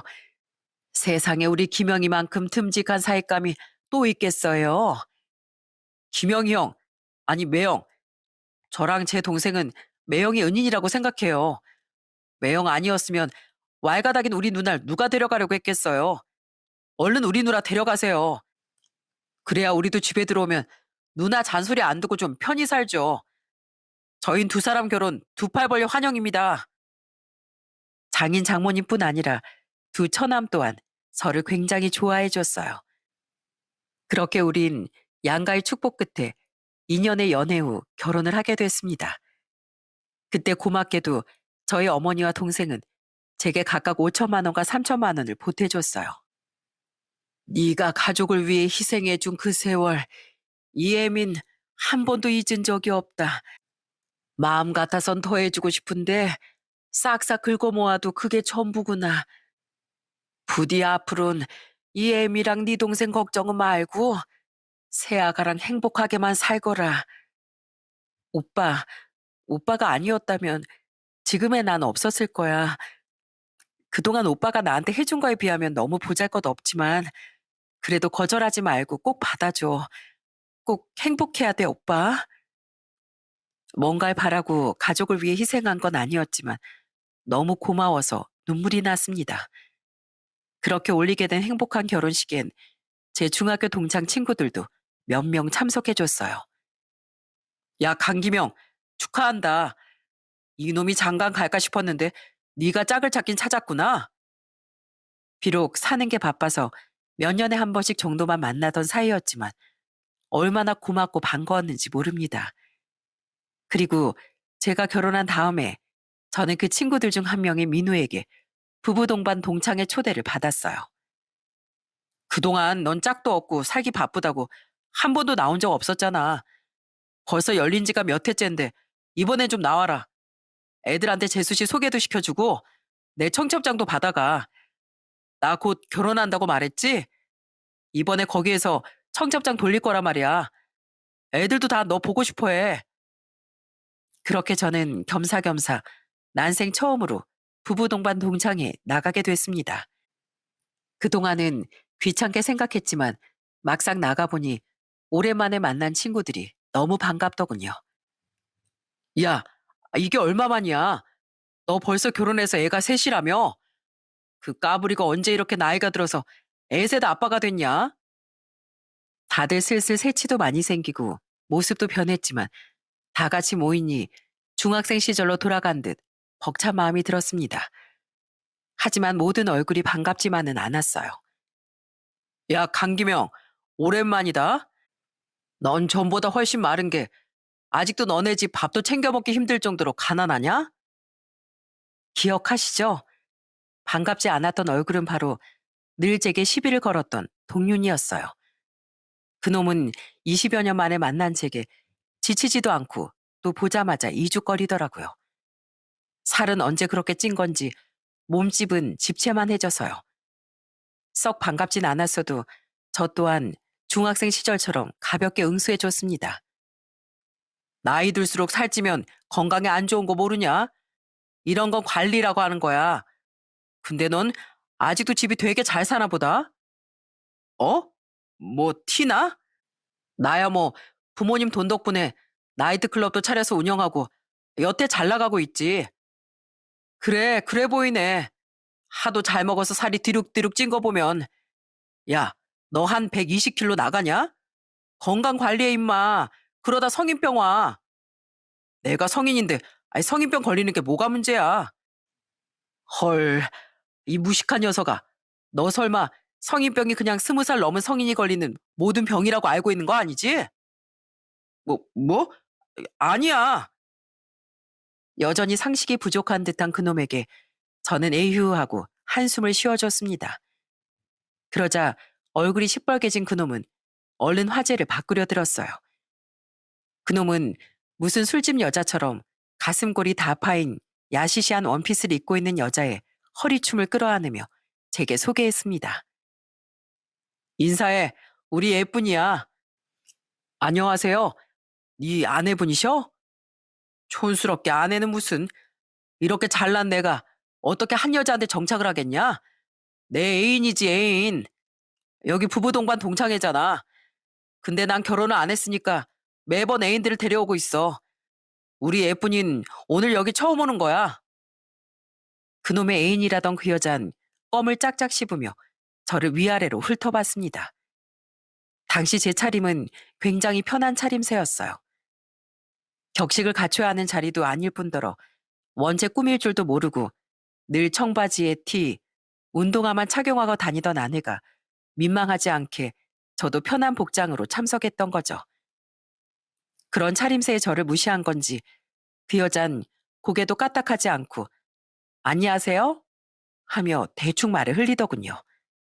참 자기 같은 여자를 데려왔구나 싶었지만 굳이 그런 말을 입 밖으로 꺼내진 않았습니다. 그런데 동윤이 그놈은 제 아내를 보고 씩 비웃더라고요. 저기 안녕하세요 재수 씨. 반갑습니다. 이야, 재수 씨는 참 남자답게 생기셨네요. 안녕하세요. 그러는 그쪽은 참 대문짝만하게 생기셨네요.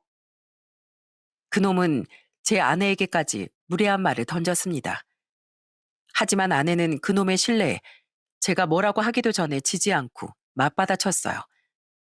아내는 제 눈치를 보고 제가 그놈과 사이가 안 좋다는 걸 단번에 알아챘던 거죠. 그러자 그놈은 표정이 일그러지더니 이내 콧방귀를 뀌며 다른 자리로 가버리더라고요.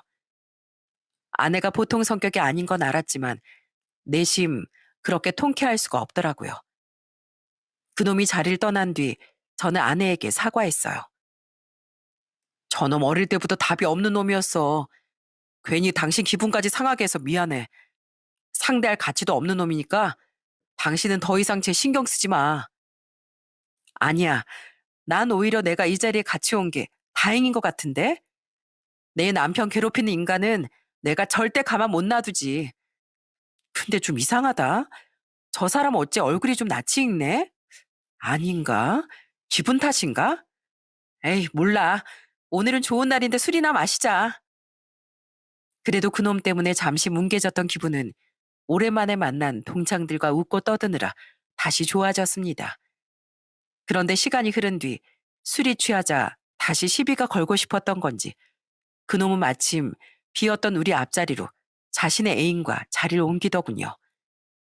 그리고는 또 시비를 걸기 시작했죠. 야, 너 요새 뭐하고 사냐?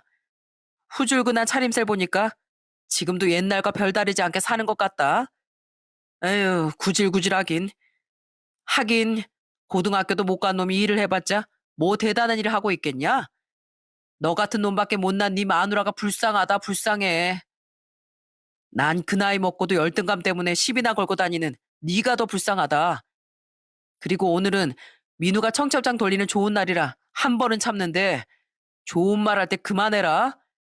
내 마누라 한 번만 더 모욕하면 그땐 너 내가 엎어치기로도 날려버릴 줄 알아. 야, 너랑 나랑 지금 등치 차이가 얼만데 날 날려버린다 만다야. 이젠 씨름 선수도 아닌 게. 야, 그러지 말고 너 내 밑에 와서 일할래? 내 운전기사 하면 내가 월에 한 400씩 챙겨줄게. 대신 내 개인 심부름도 하고 내가 내 발이라도 핥으라면 핥아야 된다. 너 같은 거지한테 400이면 그럴 가치가 있지 않냐? 아니면 뭐 우리 나이트 와서 각설이 춤이라도 출래? 그럼 내가 노력이 가상해서 돈 좀 더 챙겨줄게. 재수 씨, 재수 씨도 우리 예쁜이처럼 꾸미면 좀 봐줄만 하려나요? 옆에서 같이 봉 잡고 춤추실래요? 봉이래 봉. 오빠, 저런 늑다리 여자를 보고 누가 좋아하겠어. 오빠 나이트 매출 다 떨어져. 친구 좋다는 게 뭐겠어. 이럴 때 적설 한번 해주는 거지. 야, 강기명, 내 명함 받아라. 내 꼬봉 자리 필요하면 언제든지 꼭 연락해. 알았지? 술까지 얼큰하게 오른 인간의 주정이라 생각하고 무시하려고 했지만 자기 애인과 함께 제 아내를 심하게 모욕하는 그놈의 행동을 더 이상 참을 수가 없더군요. 저는 주먹을 날리든 엎어치기를 하든 덩치 차이를 이기고 혼쭐을 내주려 자리에서 벌떡 일어났습니다.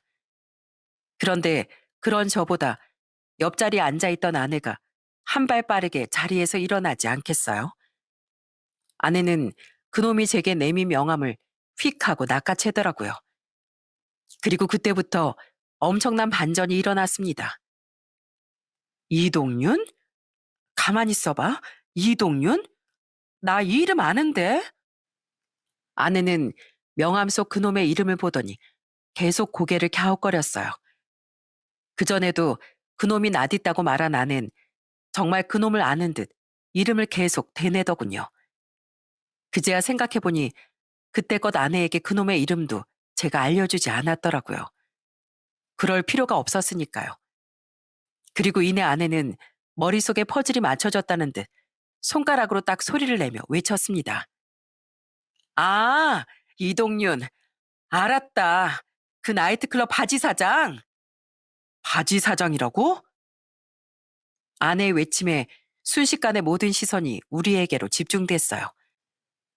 당황한 표정의 그놈은 아내에게 목소리를 높여 물었습니다.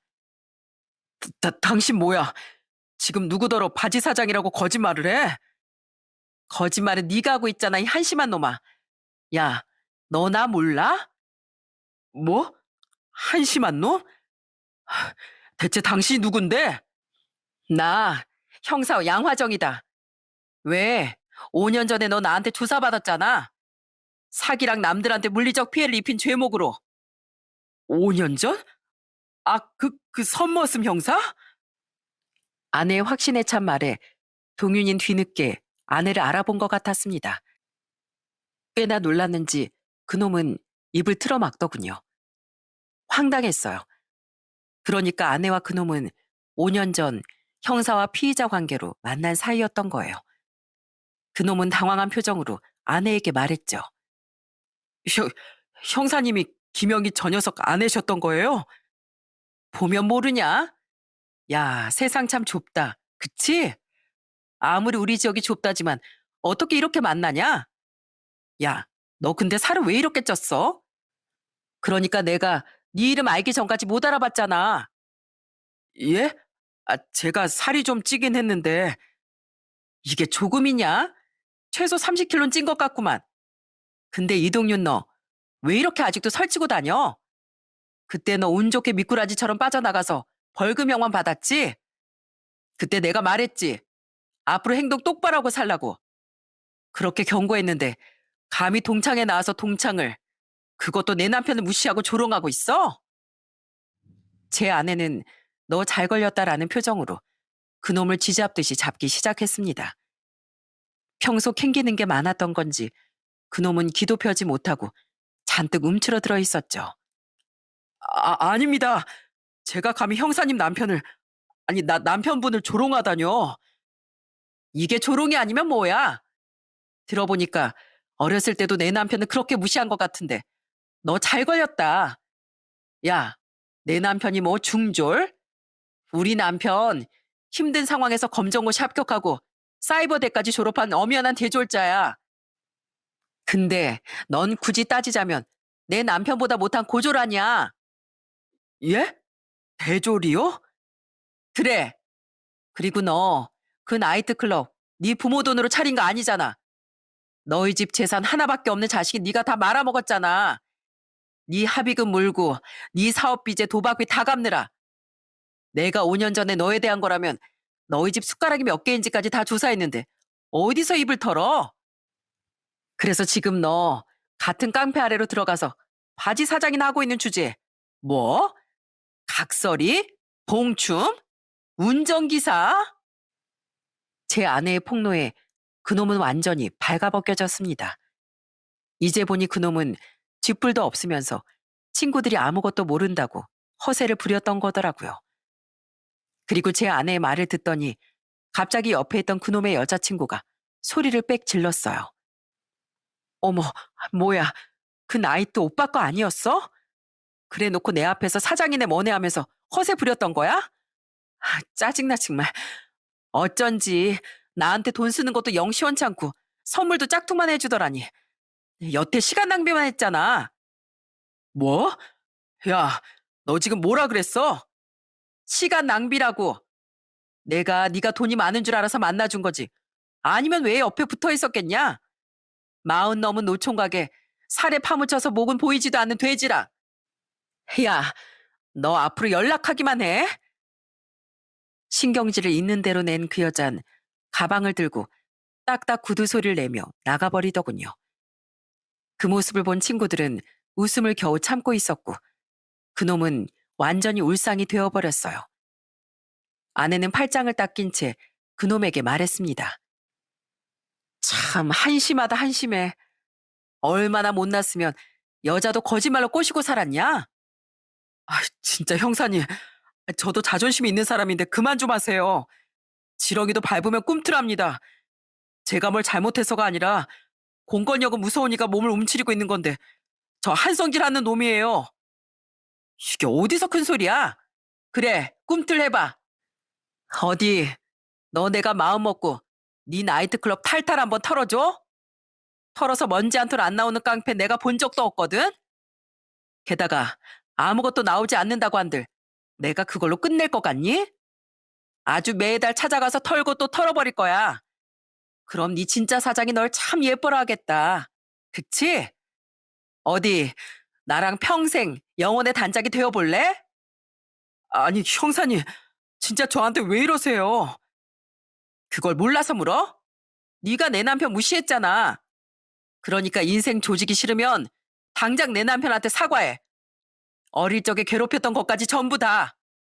내 남편, 내가 아는 사람 중에 가장 멋지고 훌륭한 사람이야. 그런 내 남편한테 감히 너 따위가 어디서 설쳐? 당장 사과하고 두 번 다시 내 남편한테 무례하게 굴지 않겠다고 약속해. 잔뜩 자존심이 상한 그놈은 제 아내에게 반항을 시도하더군요. 하지만 제 아내에겐 씨알도 먹히지 않았고 결국 그놈은 제게 어거지로 사과를 해야 했어요. 알겠어요. 하면 되잖아요. 저기, 야, 강기명, 내가 괜히 시비 걸어서 미안하다. 더 똑바로 안 해? 해요, 한다고요. 기명아, 내가 오늘도 중학생 때도 미안했다. 진심이야. 이제 두 번 다시 너 무시하지 않을게. 알겠으니까 너 내 아내한테도 사과해.